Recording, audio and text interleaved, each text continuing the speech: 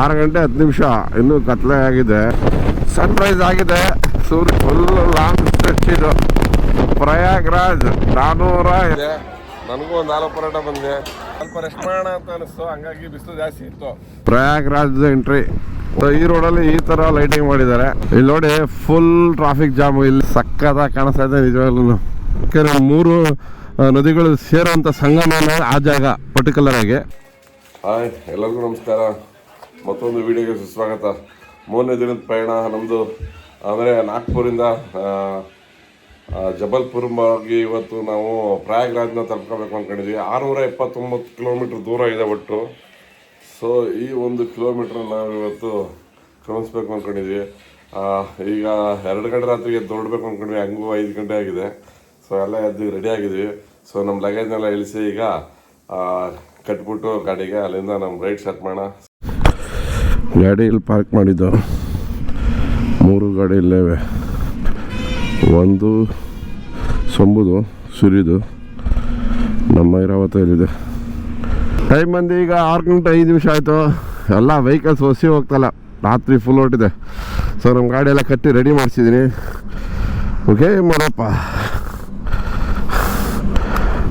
ಅಬ್ಬ, ಜೈ ಚಾಮುಂಡೇಶ್ವರಿ, ಜೈ ಶ್ರೀರಾಮ್. 6 ಗಂಟೆ 10 ನಿಮಿಷ, ಇನ್ನೂ ಕತ್ಲೆ ಆಗಿದೆ. ಲಾರಿಗಳು ಮಾತ್ರ ಎಕ್ಸ್ಟ್ರಾಡನರಿ ಆಗಿ ಬರ್ತಾ ಇದ್ದಾವೆ. ಹೆಂಗೆ ಬರ್ತಾರೆ ಅಂದರೆ ಮೈ ಮೇಲೆ ಬರ್ತಾರೆ ಒಂಚೂರು. ಅಂದರೆ ಅವರು ನಿಂತ್ಕೊಂಡಿರ್ಬೇಕು, ಸುಮ್ಮನೆ ಎಳೆದು ಬಿಸಾಕ್ತಾ ಇರ್ತಾರೆ.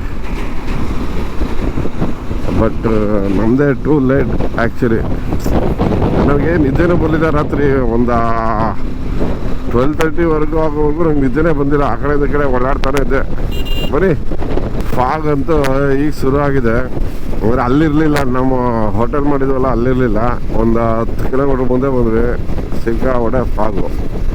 ಬಟ್ ಈ ಟೈಮಲ್ಲಂತೂ ಬೈಕ್ನ ಭಾಳ ಕೇರ್ಫುಲ್ಲಾಗಿ ಓಡಿಸ್ಬೇಕು. ಯಾಕೆಂದರೆ ಅರ್ಲಿ ಮಾರ್ನಿಂಗು ಲಾರಿಯವರು ಲೋಡ್ ಗಾಡಿ ತೊಗೊಬರ್ತಾ ಇರ್ತಾರೆ. ನಾನು ನೆನ್ನೆನೇ ಇನ್ನೊಂದು 150 ಕಿಲೋಮೀಟ್ರ್ ಮುಂದೆ ಹೊಂಟೋಗ್ಬಿಡ್ದ. ಅಲ್ಲಿಗೆ ಇನ್ನು 450 ಕಿಲೋಮೀಟರ್ಸ್ ಸಿಗುತ್ತೆ. ಬೆಳಗ್ಗೆ ಅರ್ಲಿ ಮನೆಗೆ ಹೊರಪಡೋಣ ಅಂತ ಹೇಳಿದೆ ನಮ್ಮ ಹುಡುಗರಿಗೆ. ಬಟ್ ನಮ್ಮ ಹುಡುಗ ಇಲ್ಲಿ ಇವನು ರೆಡಿ ಇದ್ದ ಸೊಂಬು, ಬಟ್ ಅಲ್ಲೇ ಫ್ರೆಂಡ್ ಹೋಯ್ದಾರನು ಸರಿ ರೆಡಿ ಇರಲಿಲ್ಲ. ಸನ್ರೈಸ್ ಆಗಿದೆ, ಸೂರ್ಯೋದಯ ಆಗಿದೆ. ಬಟ್ ಈಗ ಸ್ವಲ್ಪ ಫಾಗ್ ಕಡಿಮೆ ಆಗ್ತೈತೆ. ನಿಮ್ಗೆ ಈ ಬೋರ್ಡಲ್ಲಿ ನೋಡಿ ತೋರಿಸ್ತಾ ಇದ್ದೀನಿ, pinch tiger reserve Maharashtra. Pinch tiger reserve Maharashtra. ನಾವೇನು ಹೋಗ್ತಾ ಇದ್ದೀವಿ ಮೇಲ್ಗಡೆ ಸೇತುವೆ ಇದು ಒಂಥರ ಗ್ರೀನ್ ಕಾರಿಡಾರ್ ಮಾಡ್ದಂಗೆ. ಅಂದರೆ ಕೆಳಗಡೆ ಕಾಡಿದೆ, ಯಾವುದೇ ಪ್ರಾಣಿಗಳು ತೊಂದರೆ ಆಗದೆ ಇರ್ತಾರ ವೆಹಿಕಲ್ಸ್ಗಳನ್ನ ಮೇಲ್ ಸೇತುವೆ ಮೇಲೆ ಹೋಗ್ತಾ ಇರೋದು ನಾವು. ಸೊ ಆ ಥರ ಒಂದು ಪ್ಲ್ಯಾನ್ ಮಾಡಿದ್ದಾರೆ. ನಿಮ್ಗೆ ಇಲ್ಲಿ ಬಂದಾಗ ಗೊತ್ತಾಗುತ್ತೆ ಅವ್ರ ಅನುಭವ ಈ ರೋಡಲ್ಲಿ ಓಡಾಡಿದಾಗ ಎಷ್ಟು ಸೂಪರ್ ಅಂತ. ವಾರಣಾಸಿ 647, ಶ್ರೀನಗರ್ 1832. ನಮ್ಮ ಹುಡುಗ ಗಾಬರಿ ಆಗ್ಬಿಟ್ರೆ ಏನು ಈ ಕಡೆ ಲೆಫ್ಟ್ ರೈಟ್ ಈ ಥರ ಹಾಕ್ಬಿಟ್ಟಿದ್ದಾರೆ ಅಂತ. ಬನ್ನಿ ಬ್ರದರ್, ಇದು ಟೈಗರ್ ರಿಸರ್ವ್. ಸೊ ಹಂಗಾಗಿ ಲೆಫ್ಟಲ್ಲಿ ಕಾಣ್ಬಾರ್ದು ಅಂತಾನೆ ಹಾಕಿದ್ದಾರೆ ಈ ಥರ. ಇನ್ನೊಂದು ಏನು ಖುಷಿ ಗೊತ್ತಾ, ಈಗ ನಮ್ಮ ಗಾಡಿ ಮುಂದೆ ಇನ್ನೊಂದು ಸ್ಪ್ಲೆಂಡರ್ ಹೋಗ್ತಾ ಇದೆ, ಅಲ್ಲಿ ಫೋಟೋ ಹಾಕೊಂಡೆ. ಅವ್ರಿಗೂ ಕೂಡ ಕರ್ನಾಟಕದಿಂದ ಬಂದಿದ್ದಾರೆ. ಎಷ್ಟು ಥರ ಕರುವುಗಳು ಇಲ್ಲಿ ಈಗ. ಅಂದರೆ ಸ್ವಲ್ಪ ಬೆಟ್ಟ ಹತ್ತದೆ ಮೇಲ್ಗಡೆಗೆ ಅಪ್ಪು. ಸೊ ಹಂಗಾಗಿ ಹೆವಿ ವೆಹಿಕಲ್ಸ್ಗಳು. ತುಂಬ ದಿನ ಆಗಿತ್ತು ನಾನು ನೋಡಿ. ಎಷ್ಟು ಇರಬೇಕು ಅಂತ ವೆಯ್ಟ್ ಆಗಿದ್ರೆ. ಬಾ, ಫಾರೆಸ್ಟ್ ಮುಗೀತು. ಫುಲ್ ಲೆಫ್ಟು ರೈಟು ಎಲ್ಲ ರೆಸ್ಟೋರೆಂಟ್ಗಳು. ನಾವಿನ್ನು ಎಲ್ಲಿ ತಿಂಡಿ ತಿನ್ನಬೇಕು ಅನ್ನೋದು ಡಿಸೈಡ್ ಮಾಡಿಲ್ಲ. ಆ್ಯಕ್ಚುಲಿ ನಾವು ಒಂದು 200 ಕಿಲೋಮೀಟರ್ಸ್ ದೂರ ಹೊಟ್ಬಿಡೋಣ ಅಂತ ಅಂದ್ಕೊಂಡಿದ್ದೀನಿ. ಜಬಲ್ಪುರ್ 152 ಕಿಲೋಮೀಟ್ರ್ ಇದೆ.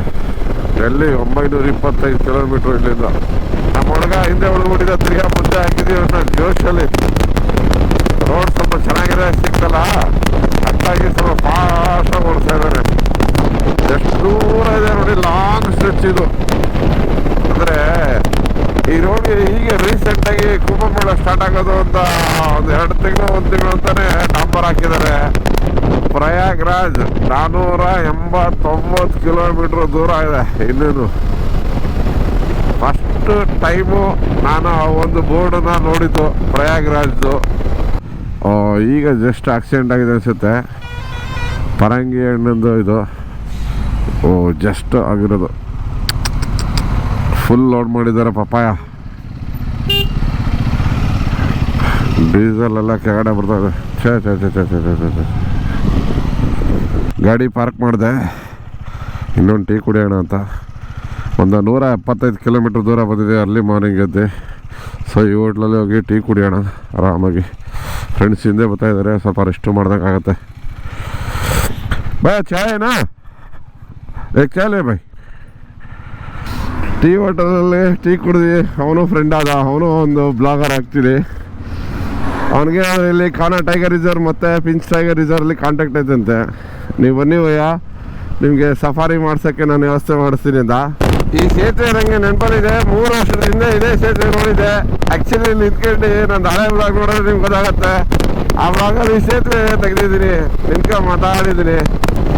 ಯಾವುದೋ ಫಾರೆಸ್ಟ್ ಏರಿಯಾ ಇರಬೇಕು ಇದು ಕೂಡ, ಯಾಕೆಂದರೆ ಇಲ್ಲಿ ನೋಡಿ ಹೆಂಗೆ ಕಾಣಿಸ್ತಾ ಇದೆ. ಗಾಡಿ ಪಾರ್ಕ್ ಮಾಡಿದ್ವಿ ಹೈವೇಲೆ. ಇಲ್ಲೇ 10 ಗಂಟೆ 10 ನಿಮಿಷ ಆಗಿದೆ. ತಿಂಡಿ ತಿನ್ನೋಣ ಅಂತ. ಯಾವುದೋ ಇದು ಬಾಂಬಾ ಹೊರಗಡೆ ಬಂದರೆ ಕಿಚನ್ ಈ ಥರ ಇದೆ ಇಲ್ಲಿ. ಅಂದರೆ ಇಲ್ಲೇನಪ್ಪ ಅಂತಂದರೆ ಆಲೂ ಪರೋಟನೇ ಇರೋದು ಇಲ್ಲಿ. ಆಲೂ ಪರೋಟ ನಾನು ಆರ್ಡ್ರ್ ಮಾಡ್ಕೊಂಡಿದ್ದೆ, ನನಗೂ ಒಂದು ಆಲೂ ಪರೋಟ ಬಂದಿದೆ.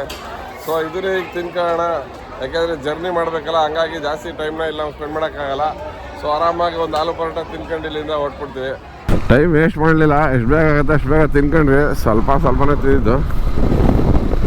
ಅಲ್ಲಿಂದ ಮತ್ತೆ ನಮ್ಮ ಜರ್ನಿ ಸ್ಟಾರ್ಟ್ ಮಾಡಿದ್ದೀನಿ. ರೈಟ್ ಸೈಡ್ ಹೋದರೆ ಜಬಲ್ಪುರು, ಲೆಫ್ಟ್ ಸೈಡು ರೈಟ್ ಸೈಡ್ ಎರಡೂ. ಸೊ ನಾವು ಹಂಗೆ ಕಂಟಿನ್ಯೂಟಿ ಹೈವೇಲಿ ಕಂಟಿನ್ಯೂ ಮಾಡಿದ್ವಿ. ಈಗ ನಾವೇನದು ನೆಕ್ಸ್ಟು ರೇವಾನ ಒಂದು ಪ್ಲೇಸ್ಗೆ ಹೋಗ್ಬೇಕು. ಅಲ್ಲಿ ಕಾಣಿಸ್ತಾ ಇದೆಯಾ 235 ರಿವಾ, REWA ರಿವಾ. ಇಲ್ಲಿ ನೋಡಿ ಟ್ಯಾಕ್ಟ್ರಿಗೆ ಹೆಂಗೆ ಕಟ್ಟವ್ರೆ. ಅಯ್ಯಪ್ಪ ಭತ್ತದೊಟ್ಟು ನಮ್ಮ ಕಡೆ ಚೀಲ ತುಂಬಿ ಕಟ್ತಾರೆ. ಇವರೇನು ಫುಲ್ಲು ಸುತ್ತ ಚೀಲ ಕಟ್ಬಿಟ್ಟು ಟ್ರ್ಯಾಕ್ಟ್ರಿಗೆ ಮೇಲ್ಗಡೆ ತುಂಬಿಟ್ಟಿದ್ದಾರೆ ಭತ್ತದೊಟ್ಟು. ಬೆಳಗ್ಗೆಯಿಂದ ಮೊದಲನೇ ಸಾರಿ ಈಗ ನಾವು ಪೆಟ್ರೋಲ್ ಹಾಕ್ಸ್ತಾ ಇರೋದು. ಫುಲ್ ಟ್ಯಾಂಕ್ ಮಾಡಬೇಕು ಅನ್ಕೋತೀನಿ.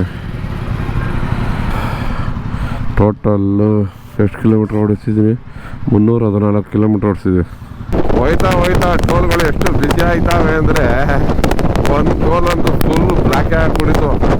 ಸ್ವಲ್ಪ ಜನ ಗಲಾಟೆ ಮಾಡ್ತಾರೆ, ಕೂಗ್ ಆಡ್ಕೊಂಡು ಆರಾನ್ ಮಾಡ್ಕೊಂಡು.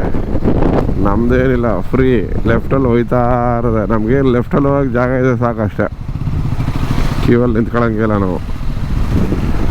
ನೋಡಿ ಕಾರ್ ತಗೊಂಡಿದ್ದೀವಿ, ಇದಕ್ಕೆ 20 ನಿಮಿಷ ಆಗೋದು. ಅಪ್ಪಾಜಿ ಯಾರೋ ಫುಲ್ ಸೈಕಲ್ ಕಡೆ ಹೋಯ್ತಾ ಇದ್ದಾರೆ. ಜೈ ಬಾಯ್. ಬಿಸಿಲಲ್ಲಿ ಸೈಕಲ್ ಹೊಡೆಯೋದಂದ್ರೆ ಅಪ್ಪ. ಟೈಮ್ ಬಂದು ಈಗ 1 ಗಂಟೆ 6 ನಿಮಿಷ. ಮೋರ್ ದೆನ್ 330 ಕಿಲೋಮೀಟ್ರ್ ಬಂದಿದ್ದೀವಿ ಬೆಳಗ್ಗೆಯಿಂದ. ಮತ್ತೊಂದು ಫಾರೆಸ್ಟ್ ಏರಿಯಾ, ಬಂಡೀಪುರ ಕಾಡಲ್ಲಿ ಪ್ರಸಾದ ಅನಿಸ್ತಾ ಇದೆ ನನಗೆ. ಬೆಳಗ್ಗೆಯಿಂದ ಗಾಡಿ ಓಡಿಸಿ ನಮಗೂ ಸುಸ್ತಾಗಿತ್ತು. ಒಂದು 380 ಕಿಲೋಮೀಟ್ರ್ ದೂರ ಬಂದಿದ್ವಿ. ಸ್ವಲ್ಪ ರೆಸ್ಟ್ ಮಾಡೋಣ ಅಂತ ಅನಿಸ್ತು, ಹಂಗಾಗಿ ಬಿಸಿಲು ಜಾಸ್ತಿ ಇತ್ತು. ಸೊ ಬೆಳಗ್ಗೆ ತಗೊಂಡಿದ್ದು ಸ್ವಲ್ಪ ಚಕ್ಲಿ ಖಾಲಿ ಇತ್ತಲ್ಲ, ಸ್ವಲ್ಪ ಖಾಲಿ ಮಾಡೋಣ ಅಂತೇಳಿ ನಾವೇ ಚೇರ್ ಹಾಕೊಂಡು ಗಾಡಿಗೂ ಸ್ವಲ್ಪ ರೆಸ್ಟ್ ಕೊಟ್ಟಂಗಾಗತ್ತೆ ಅಂತೇಳಿ ಆರಾಮಾಗಿ ಚಕ್ಲಿ ತಿಂತಾ ಕೂತಿದ್ದೀನಿ. ನನಗಂತೂ ನಿದ್ದೆ ಬಂದೈತೆ. ಸ್ವಲ್ಪ ಒಂದು 10 ನಿಮಿಷ ಹಂಗೆ ರಿಲ್ಯಾಕ್ಸ್ ಮಾಡೋಣ ಅಂತ ಕೂತಿದ್ದೀನಿ ಇಲ್ಲಿಂದ ಮತ್ತೆ ರಿವಾ ಒಂದು 136 ಕಿಲೋಮೀಟ್ರ್ ಇದೆ. ಟೋಟಲ್ 250 ಕಿಲೋಮೀಟ್ರ್ ಏನೋ ಇದೆ ಇನ್ನೂ ಪ್ರಯಾಗ್ರಾಜು. 200 ಕಿಲೋಮೀಟರ್ಸ್ ಇದೆ ಇನ್ನು ಪ್ರಯಾಗ್ರಾಜು. ಸೊ ನಮ್ಮ ಜರ್ನಿ ಇಲ್ಲಿಂದ ಕಂಟಿನ್ಯೂ ಆಗುತ್ತೆ ಸ್ವಲ್ಪ ರೆಸ್ಟ್ ತೊಗೊಂಡ್ಮೇಲೆ. ಒಂದು 20 ನಿಮಿಷ ಕೂತಿದ್ದೆ. ಅದಾದಮೇಲೆ ಎಲ್ಲ ಈಗ ಪ್ಯಾಕಪ್ ಮಾಡಿ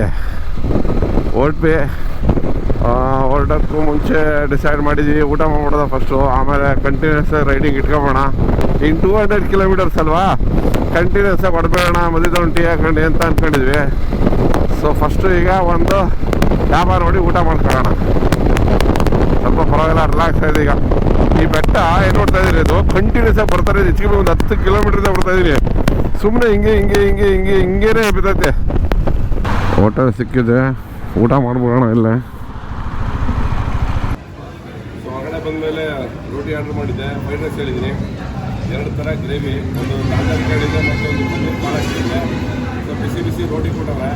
ಸೊ ಈ ದಾಲ್ ಜೊತೆಗೆ ರೈಸು ಆರಾಮಾಗಿ ತಿಂದ್ಬಿಟ್ಟು ಇಲ್ಲಿಂದ ಇನ್ನೊಂದು 220 ಕಿಲೋಮೀಟ್ರ್ ದೂರ ಇದೆ.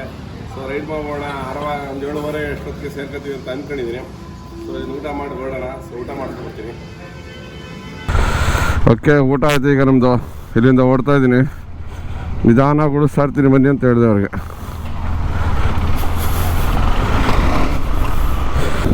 ರೈಟ್ ಟರ್ನ್ ಆದ ರಿವಾ. ಅಬ್ಬಬ್ಬಬ್ಬ, ಸ್ಟ್ರೇಟ್ ಹೋಗ್ಬೇಕು ವಾರಣಾಸಿಗೆ 250 ಕಿಲೋಮೀಟರ್. ರೀವಾ ಸಿಟಿ ಒಳಗೆ ಬಂದಿದ್ವಿ. ಸಿಟಿ ನೋಡಿದ್ರೆ ನೋ ಸಿಗ್ನಲ್, ನೋ ಟ್ರಾಫಿಕ್, ಯಾವುದೇ ರೂಲ್ಸ್ ಇಲ್ಲ ಇಲ್ಲಿ ಈ ಊರಲ್ಲಿ. ಸಿಗ್ನಲ್ ಕೂಡ ಇಲ್ಲ. ಅಂದ ದೊಡ್ಡ ಸರ್ಕಲ್ ಆ್ಯಕ್ಚುಲಿ ಎಷ್ಟು ವೆಹಿಕಲ್ ಇದೆ, ಎಷ್ಟು ವೆಹಿಕಲ್ ಓಡಾಡ್ತವೆ. 6 ಗಂಟೆ 7 ನಿಮಿಷ ಟೈಮ್ ಈಗ. ಆದರೆ ಇಲ್ಲಿಂದ ಸಿಕ್ಕಾಪಟ್ಟೆ ಸ್ವಲ್ಪ ಟ್ರಾಫಿಕ್ ಜಾಸ್ತಿ. ಯಪ್ಪ, ಈಗ ಒಂದು ಸ್ವಲ್ಪ ಫ್ರೀ ಆಯಿತು. ಇನ್ನೂ 110 ಕಿಲೋಮೀಟರ್ ದೂರ ಇದೆ. ಕತ್ತಲೆ ಆಯಿತು. ನಮ್ಮ ಲೈಟನ್ನು ಆನ್ ಮಾಡ್ಕೊಂಡಿದ್ದೀನಿ. ಕರೆಕ್ಟಾಗಿ ಇನ್ನು 112 ಕಿಲೋಮೀಟರ್ ದೂರ ಇದೆ. ಪ್ರಯಾಗ್ರಾಜ್ ವಾರಣಾಸಿ 210 ಕಿಲೋಮೀಟ್ರು, ಕಾನ್ಪುರ 298, ಲಕ್ನೋ 282. ಈಗ ನಾವು ಉತ್ತರ ಪ್ರದೇಶಕ್ಕೆ ಎಂಟ್ರಿ ಕೊಟ್ಟಿದ್ದೀವಿ. ಇನ್ನೊಂದು 30 ಕಿಲೋಮೀಟ್ರ್ ಇರ್ಬೋದು ಬೇಬಿ. ಪ್ರಯಾಗ್ರಾಜ್ 17 ಕಿಲೋಮೀಟ್ರು. ಪ್ರಯಾಗ್ರಾಜ್ದ ಎಂಟ್ರಿ. ವಾವ್, ಸಾಲ ಮಾಡಿದ್ದಾರೆ ಥೀಮ್. Road full rush. ಅಂದರೆ ಮಾಮೂಲಿ ಹೋಟೆಲ್ಸ್ಗಳು ಅಷ್ಟೇ. ರೋಡ್ ಏನಂದರೆ ಬೇರೆ ಥರ ಟ್ರಾಫಿಕ್ ಏನು ಕಿರಿಕಿರಿ ಇಲ್ಲ, ಆರಾಮಾಗಿದೆ. ಇನ್ನೊಂದು ರೈಟ್ ಸೈಡ್ ಅಂತ ತಗೋತಿದ್ರೆ ಈಗ ಅಲ್ಲ, ಸಂಗಮ ಕಡೆ ವೆಹಿಕಲ್ ಬಿಡ್ತಾ ಇದ್ದಾರೆ. ಆ್ಯಕ್ಚುಲಿ ನಾನು ವಿಡಿಯೋ ಆನ್ ಮಾಡಿರಲಿಲ್ಲ. ಇಲ್ಲಿ ಆ್ಯಕ್ಚುಲಿ ಯಾವುದು ಕಾರ್ಗಳು ಬಿಡ್ತಾ ಇಲ್ಲ ಮತ್ತು ಬಸ್ಗಳು ಬಿಡ್ತಾ ಇಲ್ಲ ರೈಟ್ ಸೈಡ್ಗೆ. ಹೋಯ್ತಾರ ಈ ಒಂದು ರೋಡ್ಗೂ ಮಾತ್ರ. ಇಲ್ಲಿ ನೋಡಿ ಫುಲ್ ಟ್ರಾಫಿಕ್ ಜಾಮು ಇಲ್ಲಿ ಒಳಗಡೆ ಮಾತ್ರ. ಅದಕ್ಕೋಸ್ಕರ ಅಲ್ಲಿ ಬ್ಯಾರಿಕೇಡ್ ಹಾಕ್ಬಿಟ್ಟಿದ್ದಾರೆ. ಎಷ್ಟು ದೂರ ಇದೆ ಅಂತ ಗೊತ್ತಿಲ್ಲ ಒಟ್ಟಿನಲ್ಲಿ. ನೋಡೋಣ. ನಾವು ಈ ಕಡೆ ಒಂದು ಸಣ್ಣ ದಾರಿ ಇತ್ತು, ಅಲ್ಲಿ ನುಗ್ಗಿಸ್ಕೊ ಬಂದ್ಬಿಟ್ವಿ. ಅರ್ಧ ನಾನೇ ಅಂದ್ಕೊಂಡಿದ್ದೆ ಅಂದರೆ ಲಗೇಜ್ ಎಲ್ಲ ಹೊತ್ಕೊಂಡು ನಡಿಬೇಕೇನಪ್ಪ ಅಂತ ಅನಿಸ್ಬಿಟ್ಟಿತ್ತು. ಆ ಥರ ಏನೂ ಆಗಲಿಲ್ಲ. ದೇವ್ರ ದೊಡ್ಡವನು. ಇಲ್ಲಿ ಸೆಕ್ಟರ್ಸ್ ಕಾಣಿಸ್ತಾ ಇದೆ. ಅಲ್ಲಿ ಸಕ್ಕತ್ತಾಗಿ ಕಾಣಿಸ್ತಾ ಇದೆ ನಿಜವಾಗ್ಲೂ. ಬ್ಯೂಟಿಫುಲ್ ಆಗಿ ಕಾಣಿಸ್ತಾ ಇದೆ.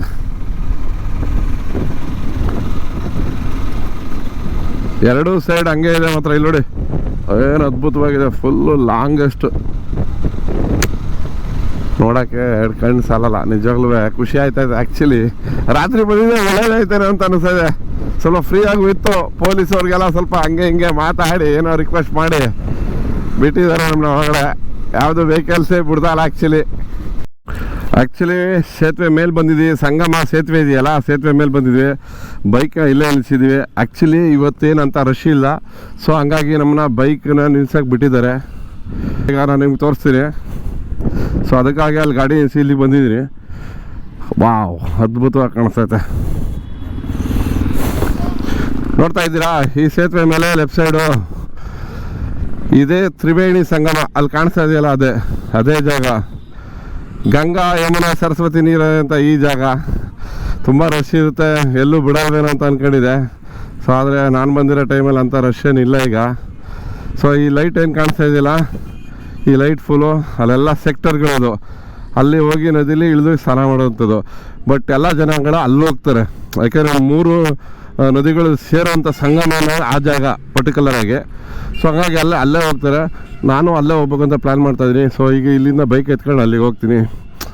ಸೊ ಸೇತುವೆ ಮೇಲಿಂದ ಈಗ ನಾವು ಹೊರಟ್ವಿ. ಯಾಕೆಂದರೆ ಆಲ್ರೆಡಿ 10 ಗಂಟೆ ಆಗಿಬಿಟ್ಟಿದೆ. ಸಂಗಮ ಹತ್ರ ಹೋಗ್ತಾಯಿದ್ವಿ. ನೋಡೋಣ ನಮಗೆ ಅಂತ ಯಾವ ಜಾಗ ಸಿಗುತ್ತೆ ಅಂತ. ಆದಷ್ಟು ನೀರಿಗೆ ಹತ್ರವಾಗಿರೋಂಥ ಜಾಗನ ಪ್ರಿಫರ್ ಮಾಡ್ಕೊತೀವಿ. ನೋಡೋದ ದೇವರು ಅಂದರೆ ನಾವೇನೋ ಅಷ್ಟೊಂದು ಫುಲ್ ಹಿಂಗಾಗ್ಬಿಟ್ಟಿರ್ತದೆ, ರಶ್ ಇರ್ತದೆ ಅಯ್ಯೋ ಅಂತೆಲ್ಲ ಯೋಚನೆ ಮಾಡ್ತಾಯಿದ್ದ ಬರೋಕ್ಕೆ ಮುಂಚೆ. ಬಂದಮೇಲೆ ಆಗಿದ್ದು ಸಂತೋಷಕ್ಕೆ ಬೆಲೆನೇ ಕಟ್ಟೋಕ್ಕಾಗ್ತಾಯಿಲ್ಲ ನಿಜವಾಗ್ಲೂ. ಅಷ್ಟು ಖುಷಿ ಆಗ್ಬಿಡೋರು ನಮ್ಮ ಹುಡುಗರು ಇಬ್ಬರೂ. ಒಳಗಡೆ ಬಂದ್ವಿ. ಈ ಥರ ಫುಲ್ ಗುಡಾರ ಹಾಕಿದ್ದಾರೆ. ಅಂದರೆ ಎಲ್ಲ ಉಳ್ಕೊಳ್ಳೋಕ್ಕೆ ಮಲ್ಕೊಳ್ಳೋಕ್ಕೆ ನೋಡಿದೇನೋ ರೆಡಿ ಮಾಡ್ತಾವ್ರೆ. ಜಾಗ ಇದೆಯಾ ಅಲ್ವೋ ಗೊತ್ತಿಲ್ಲ ಒಟ್ಟಿನಲ್ಲಿ. ಕೆಳಗಡೆ ಹೋಗೋಣ. ಅಲ್ಲೋದ್ವಿ ಬಿಡಲಿಲ್ಲ. ಇಲ್ಲಿ ನೋಡಿ ಈ ಥರ ಬಿಡಾರಗಳು ಹಾಕಿರ್ತಾರೆ. ಸೊ ಎಲ್ಲರಿಗೂ ಸ್ಟೇಗೆ ಅವಕಾಶ ಇದೆಯಲ್ವೋ ಗೊತ್ತಿಲ್ಲ ಒಟ್ಟಿನಲ್ಲಿ, ವಿಚಾರಿಸ್ಬೇಕು. ನಾವು ಈಗ ತಾನೇ ಬಂದಿದ್ವಿ. ಇಲ್ಲ ಅಂದರೆ ನಮ್ಮದೇ ಟೆಂಟ್ ಐತಲ್ಲ ಹಾಕ ಮಲ್ಕೊಳ್ಳೋದು ಅಷ್ಟೇ. ಆಲ್ಮೋಸ್ಟ್ ಎಲ್ಲ ನದಿ ದಡದ ಹತ್ರಕ್ಕೆ ಬಂದ್ಬಿಟ್ವಿ. ಕಾಣಿಸ್ತಾ ಇದೆಯಾ ನದಿ ನಿಮಗೆ?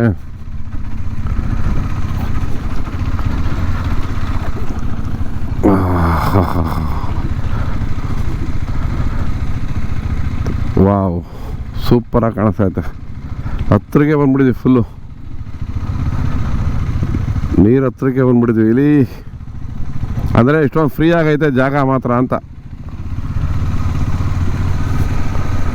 ಬೆಳಗ್ಗೆ ಎದ್ದು ಸ್ನಾನ ಮಾಡ್ಬೋದು ಆರಾಮಾಗಿ, ಅಷ್ಟು ಫ್ರೀ ಆಗೈತೆ.